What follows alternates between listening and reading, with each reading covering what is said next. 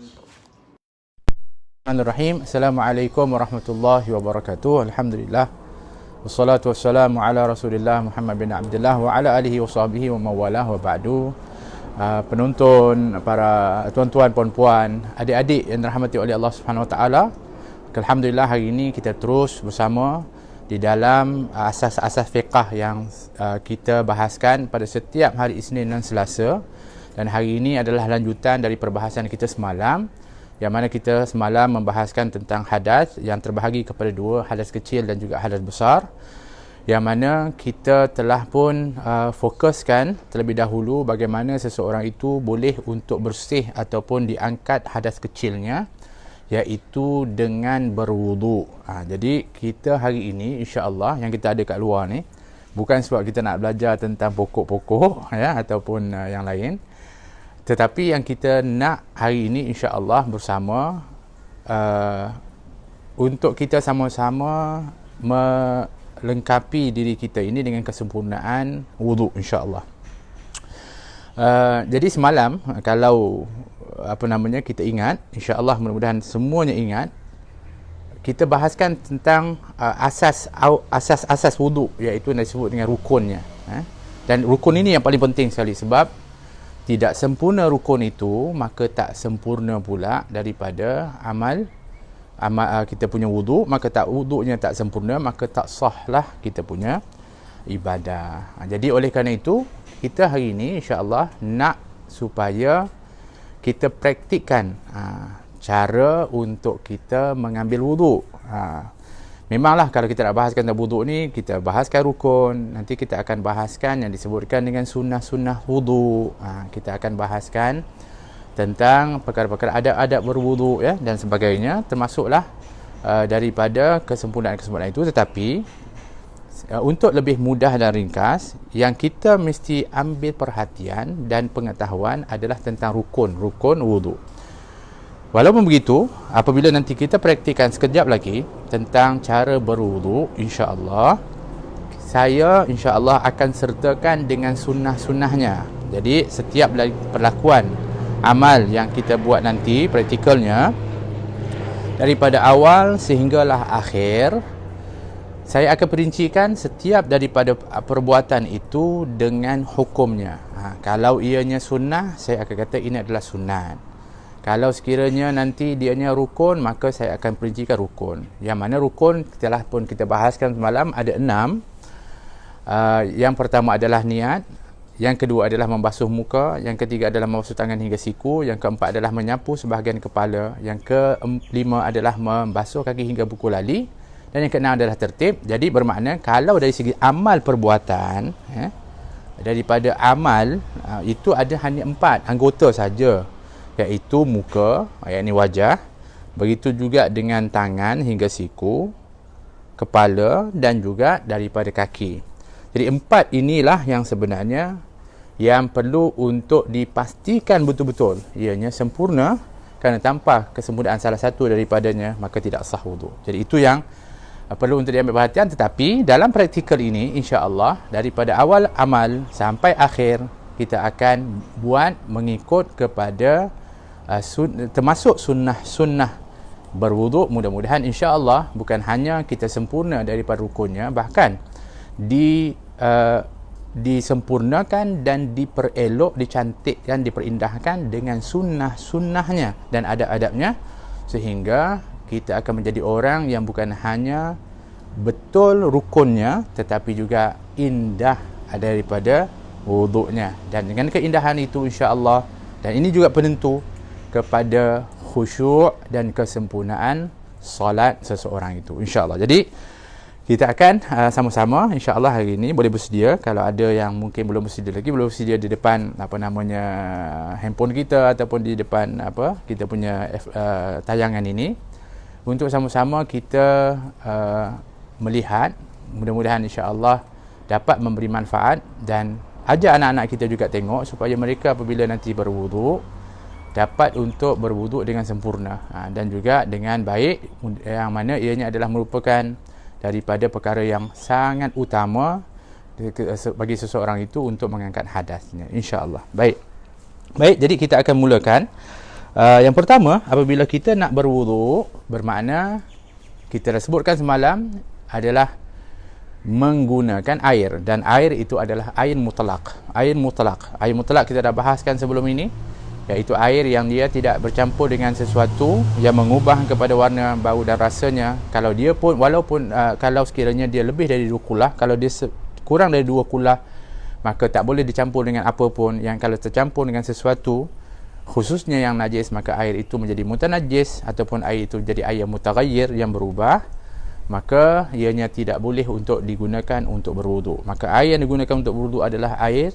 mutlak yang disebutkan. Jadi air paip yang dekat rumah kita tu adalah air mutlak, termasuklah air tadahan seperti dalam baldi atau besin ni, itu juga adalah air mutlak. Jadi bermakna kita boleh gunakan sama ada direct daripada paip, kan, ataupun kita boleh gunakan dengan tadahan di tempat-tempat tadahan seperti baldi, besin, ataupun tempayan dan bekas yang lain. Itu pun boleh digunakan, kerana ianya, selagi mana ianya adalah airnya adalah air mutlak. Baik, jadi itu yang perlu kita sediakan, iaitu air. Jadi maknanya kalau kita paip, kita pergi ke paip lah. Kalau sekiranya kita baldi, maka dekatkan baldi itu dengan kita untuk kita mulakan untuk berwuduk. Baik, apabila seseorang itu mula untuk berwuduk, ya, maka disunnahkan kepada dia yang pertama sebelum dia berwuduk, adalah dia bersiwak. Ini jarang sangat kalau kita lihat orang berwuduk buat, sedangkan ini pesanan yang sangat kuat daripada Nabi SAW. Nabi mengatakan, laula an asyqa ala ummati la amartuhum bisiwak inda kullil wudu. Kata Nabi, kalaulah tidak memberatkan kepada umatku, maknanya kalaulah tak jadi berat kepada umat aku nak wajibkan kepada mereka untuk bersiwak setiap kali nak berwudu. Jadi kalaulah kita dapat untuk lakukan ini, Masya Allah, maknanya kita adalah orang yang sangat-sangat mengikuti kepada anjuran Nabi kita Muhammad SAW. Jadi kalau boleh bersiwak sebelum daripada berwuduk. Maknanya kalau siwak itu yang afdal adalah dengan kayu arak, iaitu kayu yang biasa kita jumpa di negara-negara Arab tu, ataupun yang biasanya disebut dengan siwak lah, kayu siwak.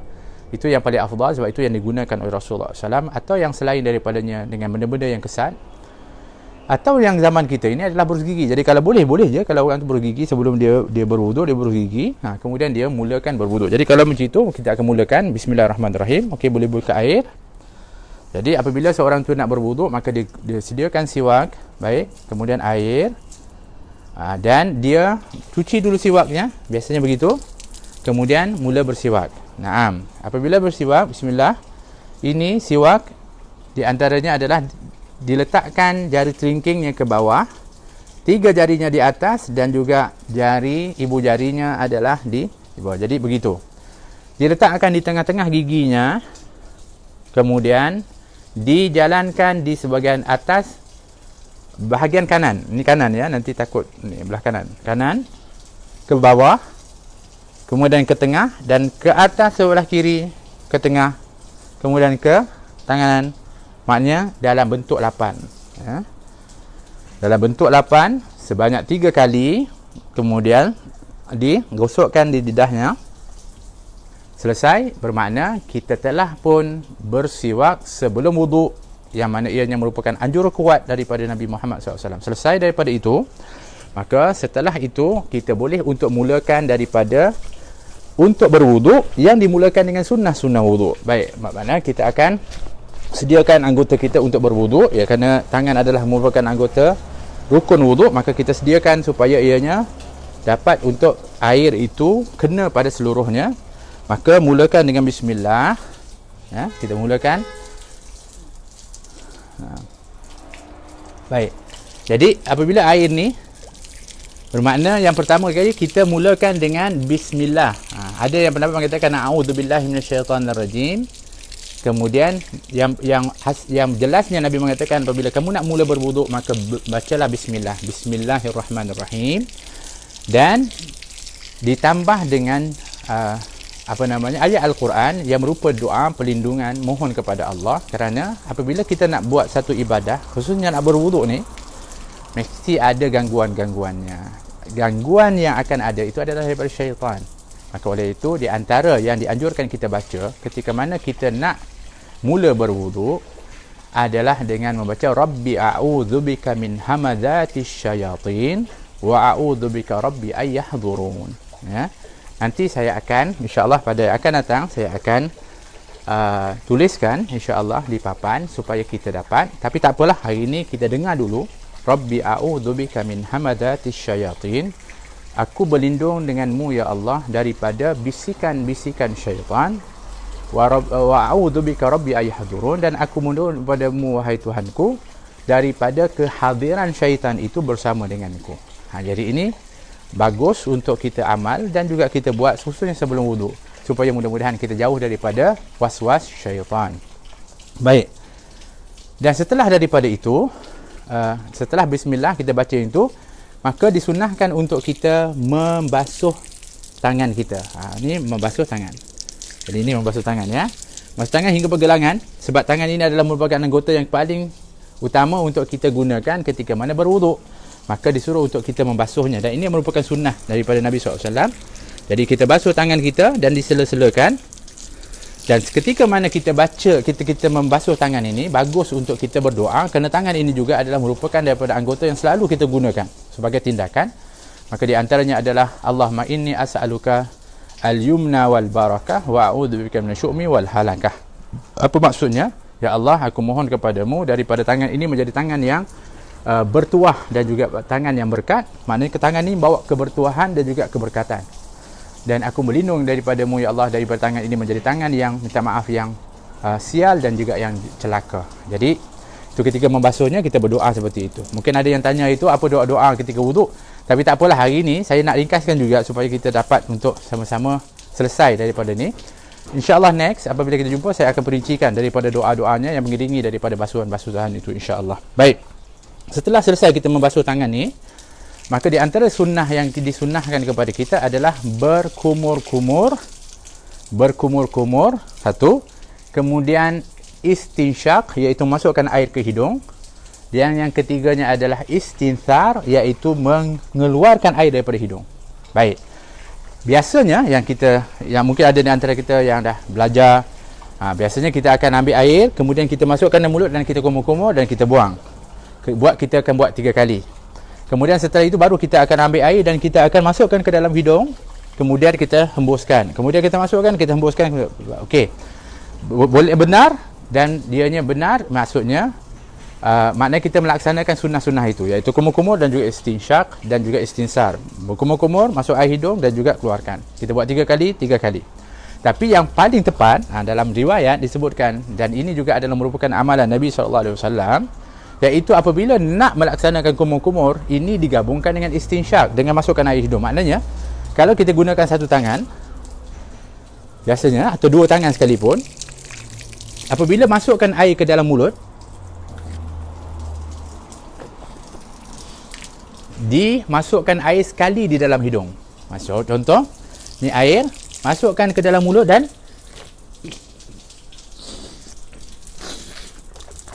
baik. Jadi maknanya apabila masukkan air ke dalam hidung mulut ni, yang separuhnya yang lebih tu dimasukkan ke dalam hidung, disedutkan dalam hidung. Kemudian ambil tangan kiri, dihembuskan dalam hidung dan kemudian dikeluarkan kumur-kumur itu. Itu adalah cara yang paling tepat sekali, yang paling afdal. Contoh, kita masukkan air ke dalam mulut.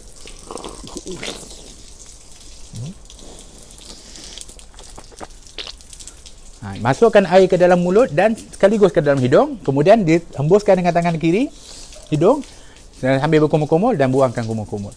Buat itu secara 3 kali. Itu yang paling afdal. Itu adalah yang paling afdal sekali. Tapi kalau kita nak pisahkan, kumur-kumur dulu, kemudian setelah itu 3 kali, kemudian baru kita masuk air dalam hidung dan sebagainya, itu pun boleh juga, dan itu juga adalah telah mencapai daripada amalan-amalan sunat. Cuma yang tadi ni adalah yang lebih afdal, dan bahkan dia menjimatkan air disebutkan. Baik, selesai daripada itu, maka kita akan mulakan daripada rukun wuduk. Maka rukun wuduk yang pertama adalah niat. Maka ketika mana kita berniat, itu disunnahkan untuk kita lafazkan niat. apabila kita berada di tempat yang tidak ada larangan untuk kita lafazkan lafaz-lafaz yang mulia seperti di adanya tandas-tandas. Tapi kalau di luar atau di dalam bilik mandi yang tidak ada tandas, maka boleh kita lafazkan nawaitul wudu'a li raf'il hadatsil asghari lillahi ta'ala, sahaja aku mengangkat wuduk ataupun sengaja aku berwuduk mengangkat hadas kecil kerana Allah Ta'ala, ataupun maksudnya ketika mana kita mengucapkan bahasa Arab di dalam hati kita, kita lafazkan dalam hati kita, kita niatkan, itu adalah kita berwuduk. Bila niat itu akan kita tanamkan dalam hati kita apabila perbuatan rukun yang pertama. Apakah rukun pertama daripada wuduk? Ya, ini perbuatan rukun pertama. Rukunnya adalah niat, tapi perbuatan rukun yang pertama adalah membasuh wajah. Baik. Oleh kerana itu, apabila seorang itu dia nak membasuh wajahnya, jadi kalau kita buka ni lagi mudah. Apabila nak membasuh wajahnya, ditandas begini. Apabila air itu membasuh kepada wajah, maka dalam hatinya itu diniatkan apakah yang dia sedang lakukan, iaitu berwuduk. Jadi apabila dia basuh, dia tahu bahawa dia berwuduk, maka itulah niat. Maka memadai itu disebut sebagai niat. Dan cara basuhan untuk wajah hendaklah sebaiknya dimulakan daripada atas. Kita dah sebutkan semalam, yang disebutkan atas ni daripada tempat tumbuh anak-anak rambut ni sehinggalah di akhir dagu atau di bawah dagu, dan daripada lebarnya, daripada cuping telinga yang ada tulang ni sampailah kepada yang sebelahnya. Maka ini adalah ukur lilit daripada wajah yang mesti dia wajib dibasuh. Tetapi seperti mana kita nak ingatkan juga anjuran Nabi SAW, dan kita ini kelebihan umat Nabi Muhammad, apabila kita nak buat basuhan wuduk, kita dianjurkan untuk melebihkan basuhan tersebut. Kenapa? Kerana Nabi kata nanti di akhirat umat aku akan dibangkitkan dengan ghurral muhajjalin, iaitu adanya cahaya yang memancar daripada anggota wuduk dia, yang sehingga itu aku akan kenal dan aku akan beri syafaat khusus, kata baginda Rasulullah SAW. Jadi walaupun itulah yang disebutkan wajah, tapi kalau boleh kita lebihkan basuhan itu, tidak lain juga adalah untuk memastikan kesempurnaan basuhan di tempat anggota wuduk tersebut. Baik, jadi begini antara caranya. Bismillahirrahmanirrahim.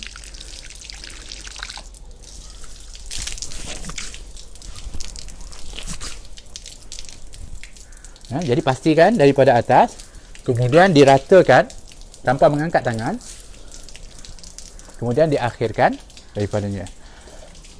Yang wajib adalah sekali, yang sunnah adalah 3 kali. Kalau airnya sedikit, cukup memadai dengan sekali, sudah memadai. Tetapi kalau sekiranya kita ada, alhamdulillah, ada air yang boleh untuk kita gunakan lebih, maka disunahkan untuk 3 kali. Adapun melebihkan daripada basuhan lebih daripada 3 kali, maka ia adalah makruh. Bahkan kalau lebih banyak, maka ini adalah suatu perbuatan yang Nabi sebutkan sebagai berlebihan, perbuatan pembaziran dan perbuatan kezaliman. Nabi sebut dalam hadis, Nabi kata kalau seorang itu berwuduk lebih daripada 3 kali, ini diriwayatkan oleh Abdullah bin Amr bin As, maka dia sungguh telah melakukan kezaliman, kata Nabi SAW, dan berlebihan dan juga pemborosan. Jadi jangan sampai kita masuk dalam kategori itu. Kalau yang paling banyak pun kita mengambil dan basuh anggota itu adalah sebanyak 3 kali. Jadi sekali lagi supaya kita jelas,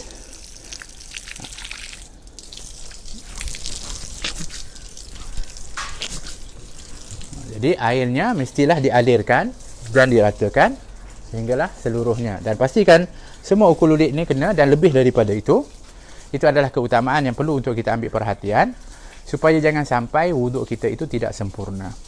Baik, jadi itu sudah memadai ketika mana kita meratakan air yang mengalir tadi, bermakna itulah disebutkan dengan basuh. Adapun contohnya begini, ni dibasahkan, kemudian kita basahkan tangan dan kita ratakan air, maka ini tidak sah kerana perbuatan itu disebut menyapu, bukan mengusap, bukan basuhan. Basuhan mesti air bertakung dan dituangkan ke wajah dan juga diratakan daripada aliran air tersebut ke seluruh wajah tadi sehingga seluruh anggota kena air, maka disebut itu dah basuhan daripada wajah. disunnahkan bagi seseorang yang memiliki janggut ataupun jambang untuk dia menyela-nyela kepada anggota itu. Kerana kalau tebal, tidaklah ianya diwajibkan untuk pastikan air itu mesti kena kepada kulit di bahagian dalam. Cukup memadai dengan basah di bahagian luar, memadai. Ada pun yang jarang, ada sikit-sikit, memanglah dia pastikan kenalah semua daripada anggota kulit, daripada wajahnya. Tapi kalau tebal, maka sudah memadai, tetapi disunahkan untuk dia membasahkan tangannya, kemudian dia menyela. Diselakan daripada janggut tersebut, disela-selakan dan diratakan. Untuk apa? Untuk ianya mendapatkan sunnah, diselakan dan juga diratakan. Jadi ini adalah merupakan kesempurnaan yang telah pun diajarkan untuk kita sempurna di dalam membasuh wajah. Setelah selesai daripada itu, maka kita pergi kepada rukun yang seterusnya, iaitu rukun yang ketiga. Tadi yang ketiga basuh wajah tadi, terus kita niatkan, iaitu aku berwudu, saya berwudu, saja aku berwudu. Maka niat itu adalah menyatakan bahawa basuhan kita tadi adalah untuk berwudu, bukan kerana ada kotor, bukan kerana panas muka ni nak basahkan, bukan, tapi itu adalah untuk berwudu. Jadi itulah niat. Maka insya-Allah itu sempurnalah niat kita. Tak perlulah kita nak kena ikut skrip. Sahaja aku berwudu mengangkat hadas kecil kerana Allah Ta'ala. Jadi itu yang menyebabkan dah tak habis niat. Sedangkan hanya ketika mana kita membasuh wajah tu, kita tahu bahawa dalam hati kita sedang melakukan perbuatan wudu, maka itu adalah niat. Baik, sekarang kita akan rukun yang membasuh tangan. Maka membasuh tangan ini adalah daripada hujung-hujung jari sehinggalah siku. Inilah siku. Ini siku. Maknanya inilah merupakan daripada batasan wudu. Ini adalah merupakan daripada anggota wudu, daripada bawah sehinggalah ke siku. Baik, tetapi yang dianjurkan seperti mana kita sebutkan tadi, untuk dilebihkan basuhan itu. Kerana kita kalau basuh betul-betul tepat, mungkin ada yang sedikit tak kena. Maka kalau kita basuh lebih, pastilah sudah pasti yang anggotanya jelas dibasuh.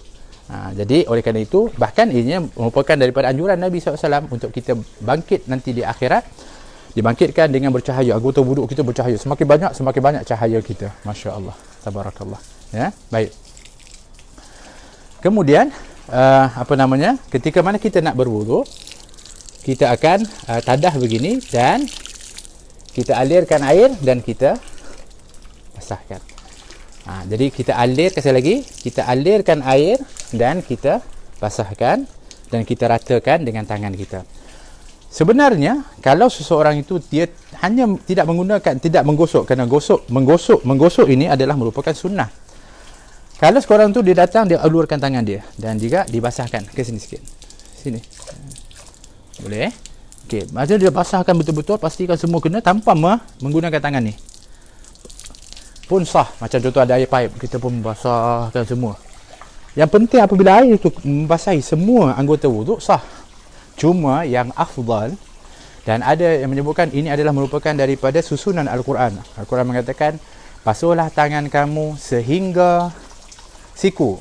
Jadi daripada tangan sehingga siku. Jadi kalau begini, daripada tangan sehingga siku, kita tuangkan ke siku dan kita ratakan. Dan kita sela-sela, sebab di celah-celah ini takut tidak kena kepada air. Oleh kerana itu digosok.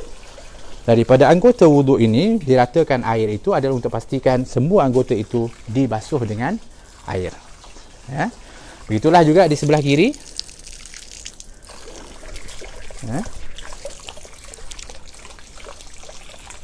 Silakan. Di sebelah kiri kita tuangkan dan juga kita ratakan air. Jadi yang pastinya adalah untuk memastikan seluruh anggota tangan ini dibasuh. Jangan ada sesuatu yang menghalang daripada kulit daripada tangan kita. Begitulah kuku, pastikan ianya adalah pendek. Kalau pun panjang, pastikan di bawah kuku yang panjang itu kulit yang sepatutnya kena dan terbuka wajib dikenakan air. Kalau sekiranya ada kotoran-kotoran di bawah kuku yang menghalang air itu, maka dibimbangi basuhan tangan kita tidak sempurna. Tak sempurna basuhan tangan kita, maka tak sahlah wuduk kita. Ini kena ambil perhatian supaya kita semua dapat untuk berwuduk dengan sempurna. Baik, ini adalah rukun yang ketiga daripada, iaitu membasuh kepada tangan. Kemudian yang keempat adalah menyapu sebahagian kepala. Di dalam mazhab Syafi'i, dengan sebahagian kepala sudah memadai. Tetapi disunnahkan, yang lebih baik adalah kita menyapu seluruh kepala. Itu adalah lebih baik. Jadi kalau menyapu berbeza dengan membasuh. Membasuh makna kita basuhkan air. Tapi menyapu adalah memadai dengan kita membasahkan tangan dan kita basah tangan, kemudian kita begini sudah memadai dah. Sebab ini adalah kepala. Hatta rambut kita ini yang ada di atas kepala, itu juga disebut kepala. Juga sebahagian kepala. Kenapa disebut kepala? Kerana ini adalah ruang lingkup kepala yang dipastikan supaya air yang disapu itu adalah di atas bahagian daripada kepala. Adapun yang keluar daripada kepala seperti rambut yang panjang, dari kepala juga asalnya, tapi kerana dia dah keluar daripada lingkungan itu, dia melirik ke bawah. Adapun kalau kita membasah dan kita basahkan di sini, tidak sah. Kerana dia bukan di dalam lingkungan kepala. Dia mesti ada di atas lingkungan kepala, walaupun rambut. Jadi, cukup memadai dengan menyapu seperti ini, sudah memadai. Tetapi yang afdal, yang terbaik, sebaiknya kalau kita boleh buat, kita basahkan, maka kita letakkan ibu jari kita di tepi pelipis dia buat ni. Kita rapatkan jari-jari kita dan kita tolakkan ke belakang. Kemudian kita tolakkan ke hadapan.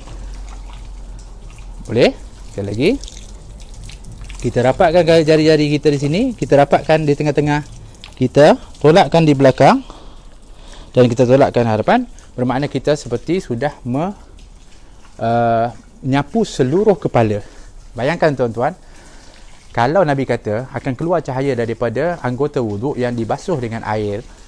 Kalau kita sabu di sini, maknanya tempat ini aja akan keluarkan cahaya. Maknanya macam seolah-olah sikitlah cahaya yang keluar. Tapi kalau kita dapat untuk membasahkan ataupun kita dapat menyapu seluruh kepala kita, bayangkan terangnya cahaya di atas kepala kita ini. Ini yang perlu untuk kita juga berusaha untuk kita dapat. Tapi kalau kita dalam keadaan yang nak segera ataupun ada keadaan-keadaan tertentu, kita cukup memadai dengan kita menyapu di bahagian hadapan sahaja ataupun di bahagian kepala kita. Baik, itu adalah merupakan rukun yang keempat. Kemudian setelah itu disunnahkan. Ini sunnah pula ya. Tadi semua rukun untuk kita membersihkan telinga.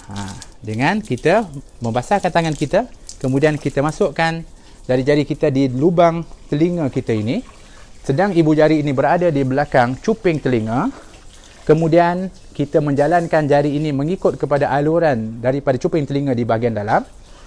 Bahagian ni kiri kanan. Kemudian yang belakang ini kita naikkan untuk dia sampai ke penghujung. Jadi kalau begini, kita tekan dan kita naikkan di bahagian atas. Jadi kita buat 3 kali. Sebenarnya membasuh telinga ini kalau ikut sunnahnya adalah 9 kali. 9 kali maksudnya 3 kali, 3 kali, 3 kali. 3 kali yang pertama yang itu, 3 kali yang begini, masukkan tangan di lubang tu, 2, 3 kali, dah 6. Yang ketiga adalah basahkan. Kemudian 1, basahkan, 2 kan 3.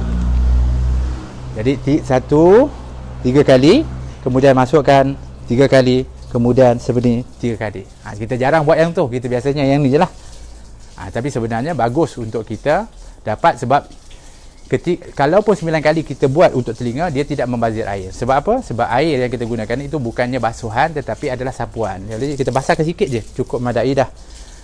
Jadi itu adalah di antara sunnah-sunnah membasuh ataupun membersihkan telinga disebutkan. Setelah daripada itu, kita akan pergi rukun yang seterusnya, iaitu membasuh kaki. Baik. Jadi membasuh kaki, ya tuan-tuan, kita membasuh kaki, kita pastikan, minta maaf, bismillah. Nampak ke? Ni tengok yang tu. Saya pun tak pasti. Jadi apabila kita membasuh kaki, sini sikit, di sini. Tengok kaki dia. Airnya ke kaki. Baik. Ke kaki, tengok kaki. Ini kaki.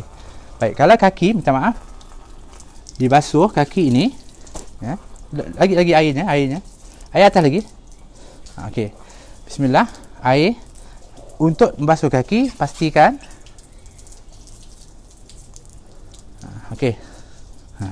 Ini manual ya, minta maaf. Jadi jangan basah pula dah balik ni. Balik basah dah. So, janganlah payah balik.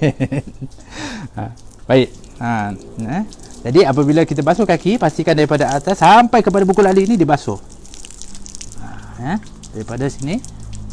Kalau boleh. Baik.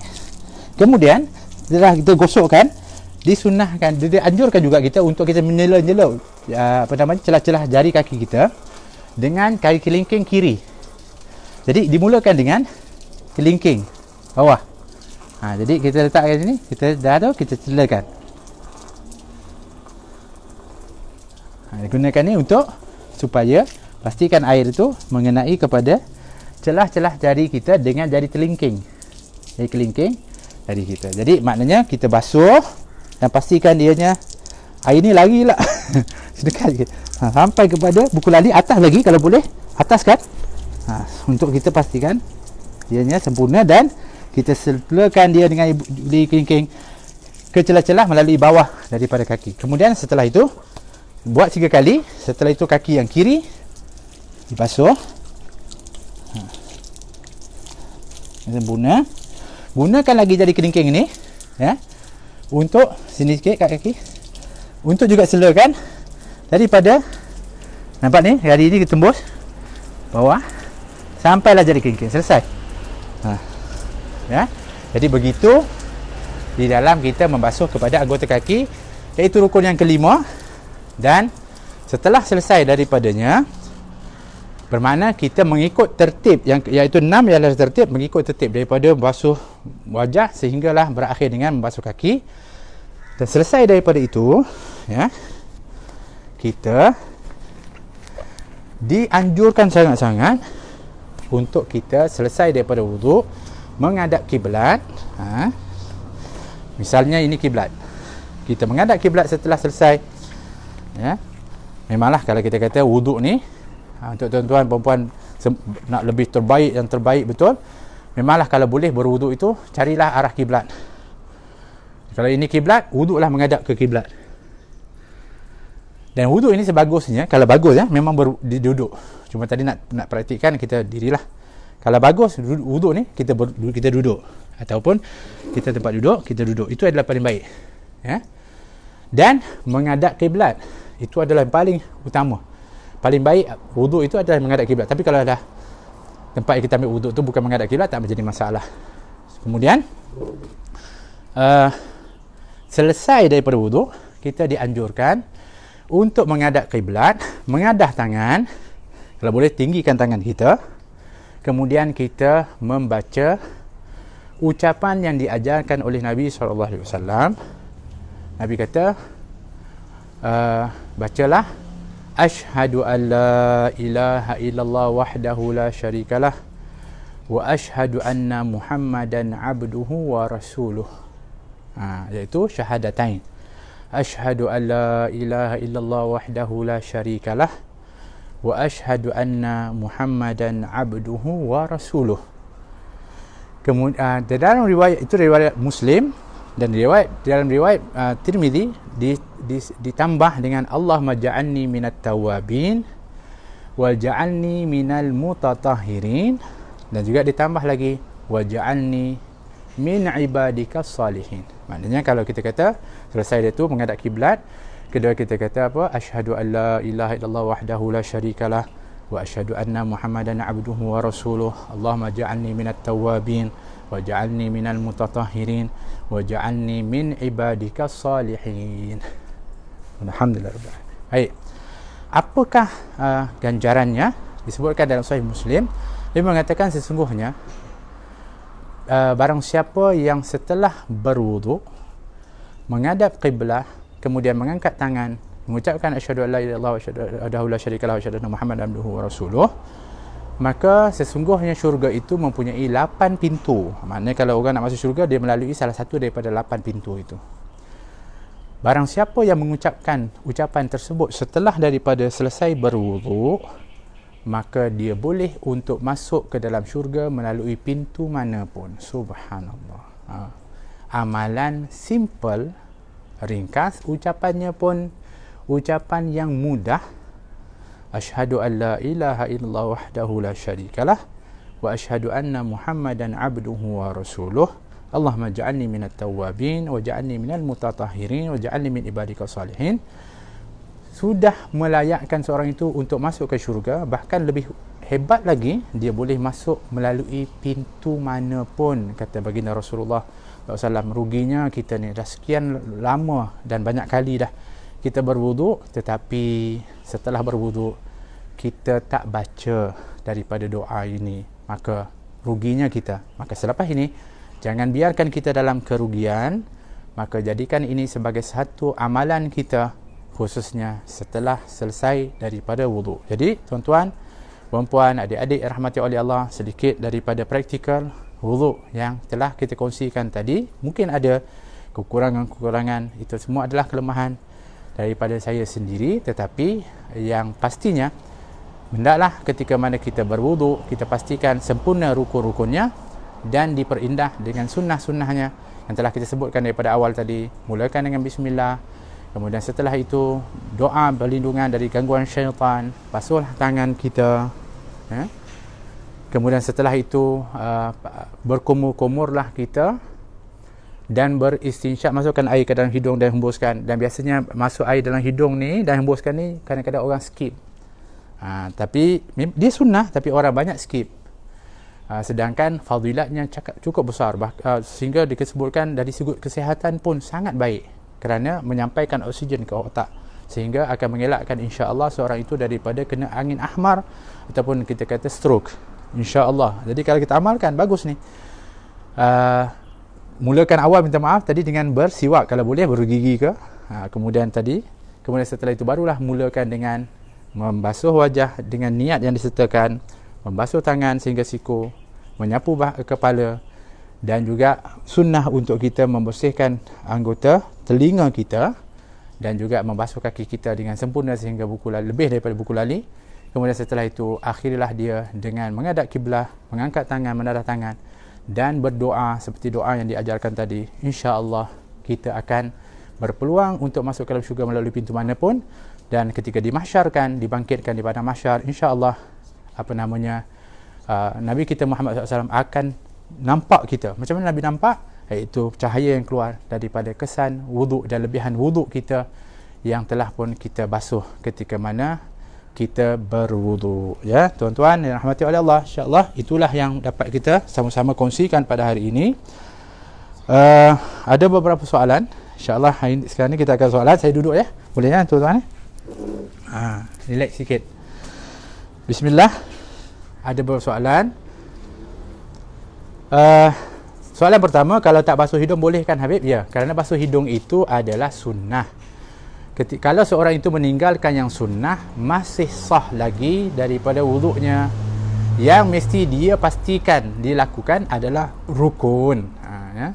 Jadi kalau dia tak basuh hidung pun, maknanya tak istinsyak. Bukan basuh hidung ya, ada orang kata basuh hidung. Basuh hidung ni maknanya ambil air dia basuh, bukan. Iaitu memasukkan air ke dalam hidung dan mengeluarkannya.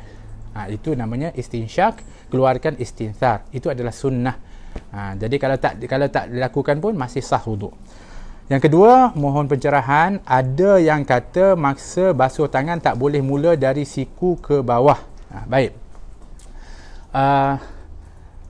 Kerana rukun wuduk itu disebutkan adalah membasuh tangan, yang mana tangan itu dibataskan oleh syarak, iaitu bukan dari sampai ke bahu tetapi ke siku. Maka dikira secara maksud umumnya adalah pastikan dibasuh di bahagian yang telah ditetapkan itu.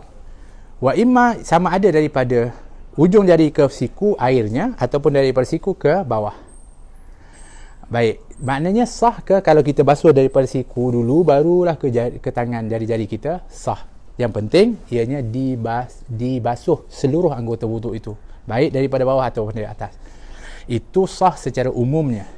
Tapi kalau kita kata nak yang afdal, yang utama, kerana ianya adalah apa kita panggil dengan panduan yang lebih tepat, adalah dimulakan dari hujung-hujung jari kepada siku. Sebab Allah mengatakan wa aydiyakum ilal marafiq, daripada tangan kamu hingga ke siku. Jadi sebab itu kalaulah kita basuh daripada hujung jari dialihkan ke siku, itu adalah lebih utama. Tapi kalau kita tak gunakan seperti itu, kita gunakan daripada siku ke bawah pun sah, asalkan semua anggota wuduk itu dibasahi dengan ataupun dibasuh dengan air. Bukan kata apa, tak boleh, maknanya tak boleh, tak sah. Tak sah, tetap sah juga. Tetap sah juga. Bahkan ada orang yang kalau dia masuk dalam satu tempat yang takung air, maknanya rendam dalam sungai contohnya, dia berwuduk, dia niat wuduk, sah wuduknya. Daripada mana mulanya, tak ada mula-mula sebab dia minta tangan semua masuk dalam tu. Maknanya sah, tetap sah juga. Cuma yang paling utama, afdal adalah dimulakan dari hujung jari hinggalah ke siku. Air paip masa kita wuduk, kita takung dalam tangan, air itu terpercik atau terpantul, ia dikira sah ke musta'mal, Tuan Guru? Adakah tidak boleh langsung percik? Baik, saya nak contohkan. Baik, baik, ini contohnya. Cuba tundukkan sikit. Nampak ni? Okey. Ini air, maknanya tak cukup 2 kolah. Ya. Kita tak dianjurkan untuk berwuduk dengan sini dan jatuhkan air ke dalam ni. Okey. Sebab apa? Sebab airnya sedikit. Walaupun yang kita dianjurkan adalah kita keluarkan air dengan tangan kita. Yang air tangan ini adalah merupakan alat untuk mengalihkan air keluar. Dan apabila kita basuh, contohnya, maka sudah kemungkinan ketika kita basuh, air ini mungkin akan terpicit masuk ke dalam ni. Baik. Memang ada pendapat mengatakan air yang terpecik dari basuhan pertama masuk ke dalam ini menyebabkan air ini musta'mal. Akan tetapi para ulama telah pun menyebutkan air musta'mal itu adalah air yang jatuh daripada wajah. Air jatuh ni wajah, inilah yang musta'mal. Yang ini tak boleh digunakan untuk berwuduk. Adalah seperti kita jatuhkan di tempat tangan dan kita gosokkan, atau kita tadah lah, ya, daripada air ni tadah dan kita gunakan untuk bertangan. Itulah musta'mal. Adapun percikan air daripada wajah ini ke sini, dimaafkan, tidak menjadi masalah air ni. Okey. Jadi jangan memberatkan sesuatu sehingga kita akan jadi was-was. Kita buat begini, kita was-was macam air tu percik dan kita pun kata air musta'mal, kita buang air, jadi membazir. Tidak perlu. Kerana air ini tetap juga air mutlak selagi mana dia tak dicampuri dengan najis ataupun sesuatu yang mengubah kepadanya. Adapun air yang kita tu mungkin ada percikan sedikit, tidak menjadi masalah. Air ini tetap menjadi air mutlak. Tapi janganlah kita sengaja, apatah lagi kita merendamkan wajah kita ke dalam air itu dengan niat untuk berwuduk, maka air itu jelas menjadi musta'mal. Seperti juga kalau kita celupkan tangan, kita niatkan dia ini adalah basuhan wuduk, maka air ini otomatik menjadi musta'mal. Tapi kalau air ini kita keluarkan dan kita basuh, walaupun mungkin ada sedikit percikan, air ini tetap menjadi air mutlak. Ya, itu perlu untuk kita sama-sama ambil perhatian. Baik. Iklan. Kapal terbang. Bagaimana pula yang spray air di tangan dan diusapkan ke muka, Ustaz? Baik. Kalau air yang dispraykan di tangan, kalau air itu memang dispraykan dan air itu bertakung dalam tangan dan dibasuh ke wajah, ya, ini sah, masih sah. Contoh, ini setelah dispray air ini jadi takung macam ni dan dibasuh. Boleh? Sah sebab air itu tadinya adalah air yang bertakung. Tapi kalau di spray, airnya jadi macam ni sikit je, hanya sekadar sikit begini, disapukan, tak sah sebab air itu disebut air yang disapu, bukan dibasuh. Yang sebaiknya di spray di wajah, spray bagi mengalir air, kemudian diratakan. Air itu dikira dibasuh. Itu ada perbezaan dia. Baik. Mana? Assalamualaikum Habib. Kalau kepala botak, sapu seluruh kepala juga? Naam. Kalau kepala botak, tak ada rambut, ya, sama. Sapukan sebahagian saja ataupun boleh sapu untuk seluruhnya. Ataupun macam tadi, sama juga caranya, iaitu diletakkan ke depan. Maka dikira dianya sudah memadai, dikira telah pun menyapu seluruh kepala. Kalau orang perempuan pun basuh kepala macam tu juga ke? Okey, orang perempuan pun sama sebenarnya, disuruh untuk kita basahkan.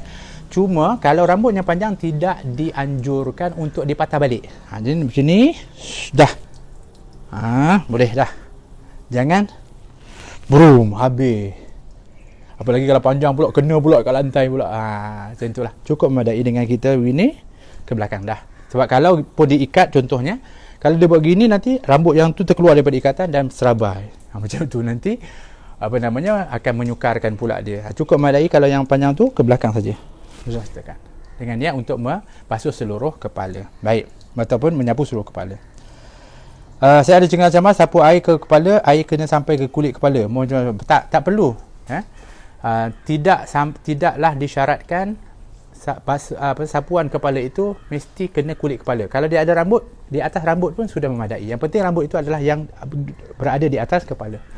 Hatta disebutkan oleh para fuqaha, khususnya di mazhab Syafi'i, walaupun dengan 3 helai rambut saja. Walaupun hatta dia kata selai rambut, dia katakan minimum 3 helai rambut sudah memadai dah. Jadi mana kalau kita sapu kat atas sudah memadai. Dan Nabi SAW pernah menyapu kepala dengan tanpa membuka serban. Dia pakai serban tapi tak buka. Jadi maksudnya Nabi buat begini. Basahkan, kemudian Nabi hanya usapkan di sekitar je. Macam tu. Tak buka pun. Jadi bermakna sudah memadai dengan, walaupun dengan rambut, tidak perlu kepada kulit kepala. Salam. Begitu, perlukah bersihkan minyak rambut sebelum menyapu kepala semasa berwuduk? Tak perlu. Kalau ianya tidak menghalang kepada air. Maknanya insya-Allah yang namanya minyak rambut pun Nabi SAW juga berminyak akan rambut dia. Nabi jaga rambut, Nabi shampoo rambut, Nabi jaga rambut, Nabi minyakkan rambut. Jadi ketika nak wuduk, Nabi sapukan saja. Sudah memadai, dikira sah ketika menyapu kepala.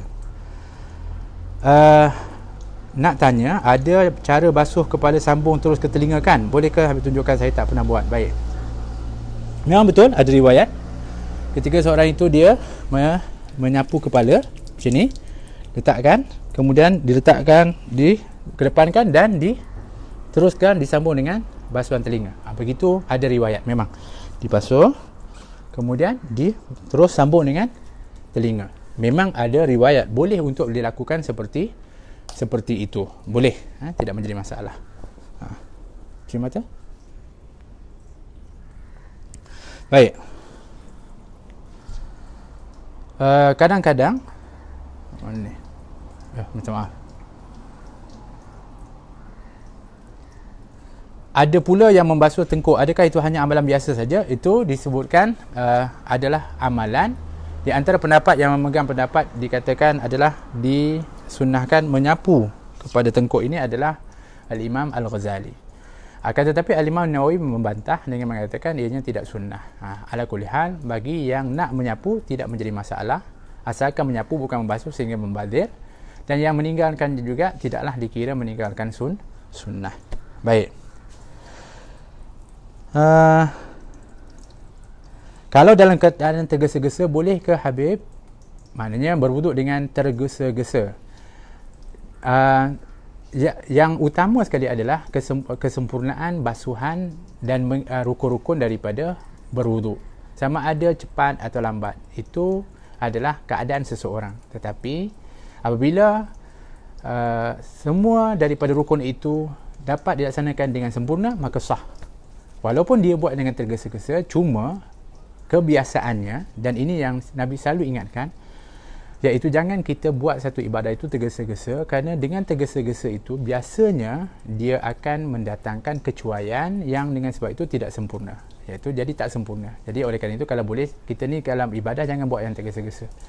Buatlah dengan sakinah wal waqar, kata Nabi, dengan ketenangan dan hati-hati, dengan pelan-pelan, kata Nabi SAW. Kerana Nabi pernah menegur sahabat yang pada waktu ketika Nabi masuk ke saf untuk menjadi imam, mereka belum sedia untuk wuduk. Ingatkan Nabi lambat lagi, rupanya Nabi masuk jadi di tempat imam. Terus mereka ramai-ramai belum apa kita panggil, yalah, macam kita kata tergesa-gesa berwuduk. Apabila mereka masuk saf, Nabi mengatakan wailul lil aqami minan nar.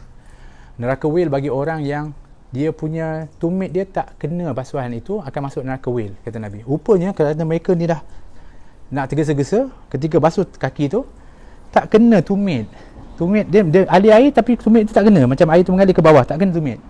So Nabi yang Allah wahyu dan diberikan mukjizat untuk tahu perkara itu, Nabi kata neraka wail bagi orang yang tak basuh tumit kaki dia itu ketika berwuduk. Jadi sebab apa berlaku kepada sahabat seperti itu? Kerana tergesa-gesa tadi. Sebab tu kalau boleh jangan buat perbuatan yang tergesa-gesa.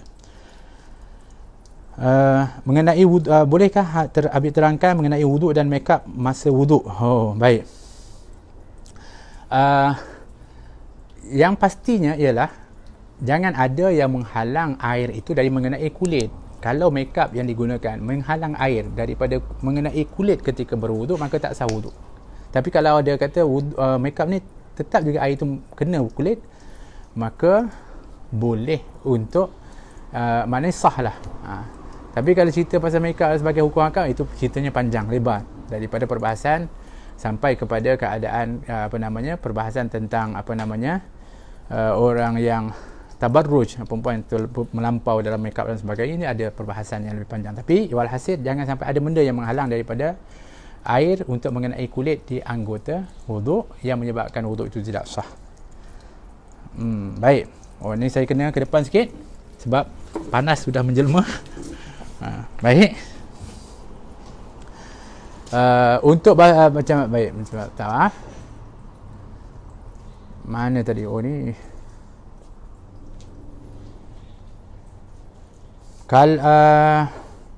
Kalau guna ibu jari tidak jari kelingking, boleh ke? Maknanya kalau kita nak sela-sela tadi menggunakan selain daripada jari kelingking, kan? Boleh. Sebenarnya yang penting adalah menyela-nyelanya.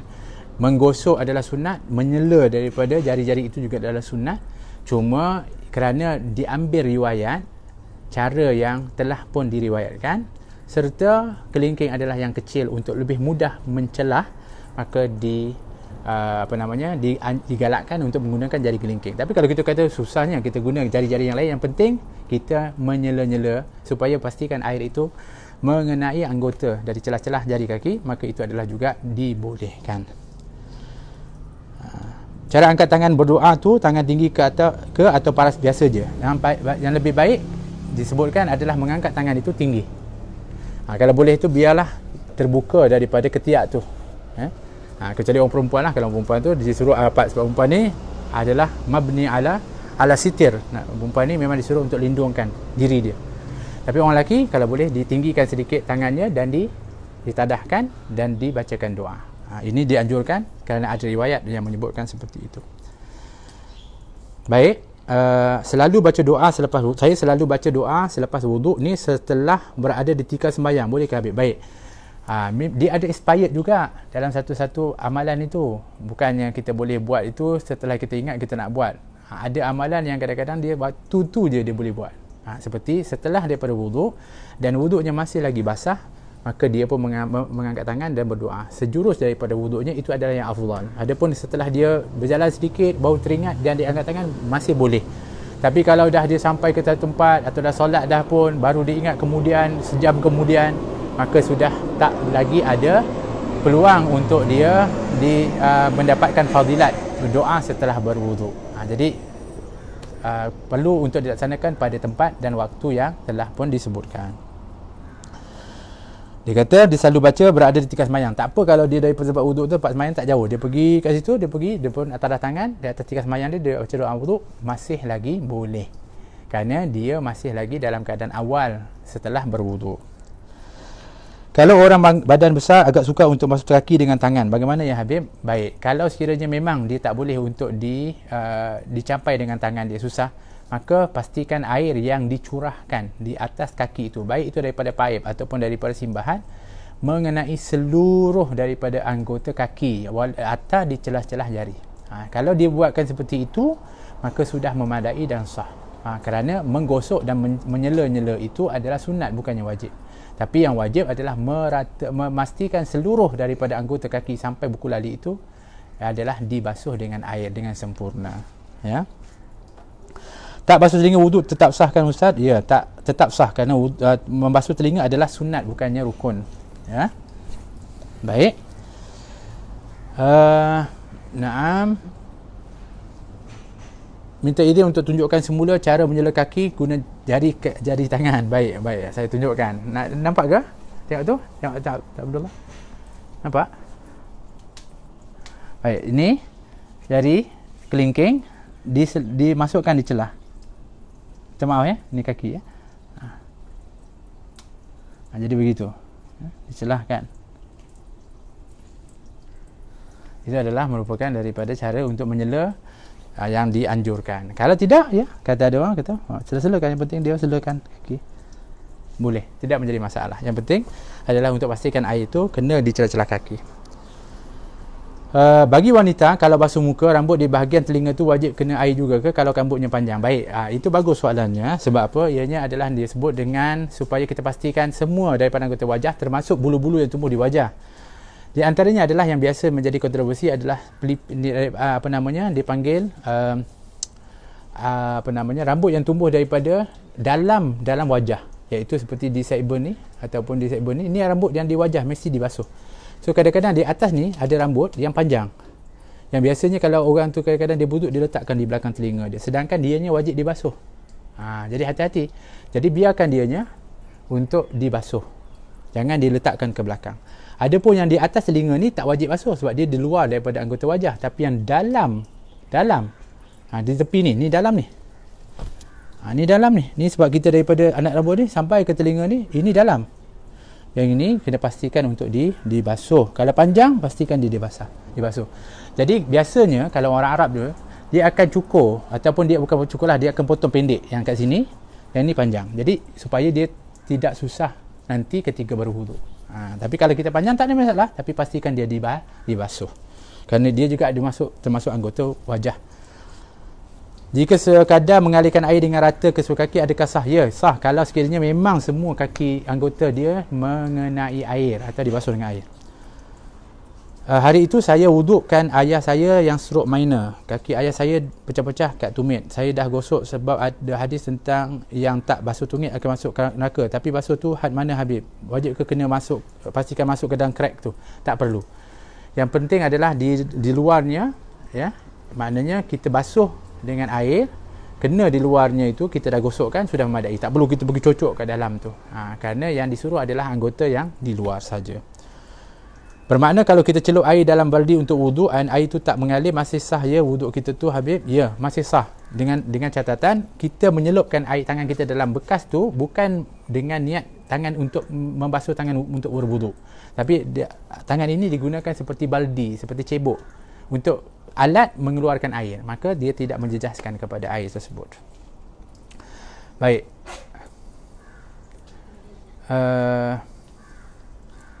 Ingin bertanya sedikit soalan. Bagaimana pula hukum apabila ketika ambil wuduk masa tu tiada air, jadi air tak cukup dua qolah lah. Dua qolah. Lepas tu solat, dan ketika solat tu solat baru selesai, bekalan air sudah pulih. Jadi adakah sah solat itu? Adakah sah wuduk itu? Bagaimana pula hukum apabila kita ambil wuduk masa tu tiada air, tak cukup 2 qolah. Lepas tu maknanya air tak cukup 2 qolah, tapi air itu air mutlak, sah. Tapi kalau air yang ada dalam air yang tak cukup 2 qolah, air itu najis, maka dia tak boleh gunakan untuk berwuduk walaupun tak ada air. Air yang ada air najis, tetap tak boleh guna air itu sebab itu najis. Maka dia kena apa? Kena ganti tayamum. Nanti kita akan bahaskan bab tayamum nanti insya-Allah. Ya. Ataupun yang ada air itu maknanya air yang sedikit. Gunakan air yang sedikit tu, tak jadi masalah. Bahkan Nabi SAW menggunakan satu mud air je. Maknanya satu macam ni, air untuk berwuduk seluruhnya, boleh. Tapi semuanya dengan cara-cara yang betul. Baik. Ya. Jadi kalau dia dah sempurna betul, walaupun ada lepas tu ada air balik, tetap sah dah solat dia. Tak perlu ulang balik. Asalkan air yang digunakan itu air mutlak. Doa lepas wuduk dalam bahasa Melayu dikira juga ke pahalanya? Baik. Doa ini boleh saja dengan bahasa Melayu, tetapi kerana sirah doa tadi yang setelah wuduk ni Nabi yang ajar, khususnya dua syahadah tu, asyhadu alla ilaha illallah wa asyhadu anna wa asyhadu anna Muhammadan abduhu wa rasuluh. Yang paling minimum yang itu, sebut yang itu dulu. Allah menjadikan tawabin tu, itu adalah tambahan dalam riwayat yang lain. Tapi yang ini dalam Sahih Muslim kata 2 kalimat tu. Takkan itu pun kita tak boleh hafal. InsyaAllah itu kita boleh hafal, kita boleh baca.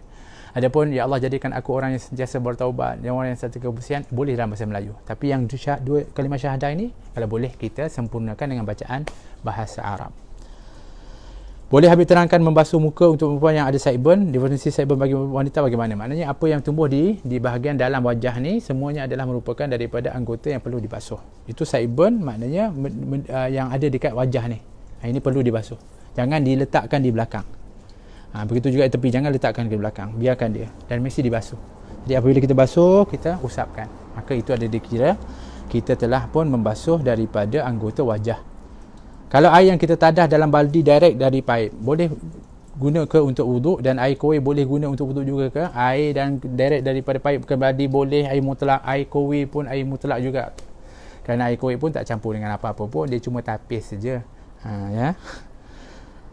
Masa keluar dari bilik tandas dalam rumah selepas berwuduk, kena baca doa keluar tandas dulu, kemudian baca doa berwuduk. Betul ke Ustaz? Ya, betul. Sebab apabila kita keluar tandas, kita dianjurkan untuk baca doa keluar tandas.